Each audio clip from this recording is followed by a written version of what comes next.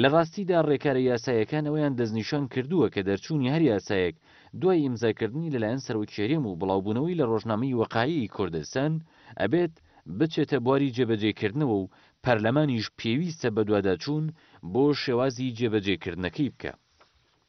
بەڵام بەپێی زانیاری ڕۆژنامەیەکان دەسەڵاتی جێبەجێکردن واتە حکوومەتی هەرێم تا ئێستا زیاتر لە 20 یاسای پەسەندکراوی پەرلەمانی پشتگوێ خستووە، بە شێوەیەک بەشێکی زۆریانی بە تەواوەتی جێبەجێ نەکردووە و بەشێکی دیکەیانی بەنیوە ناچڵی جێبەجێ کردووە.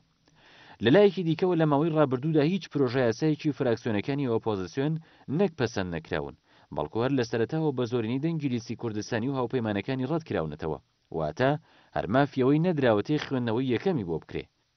هەڵبەتەم حاڵەتەش بە پلەی یەکەم کە سەرۆکایەتی پەرلەمان لێی بەرپرسە چەسپاندنی ئەو حاڵەتە خراپەیە کە بیرمەندانی سیاسی بە دیکتاتۆریەتی زۆرینە ناوێبن.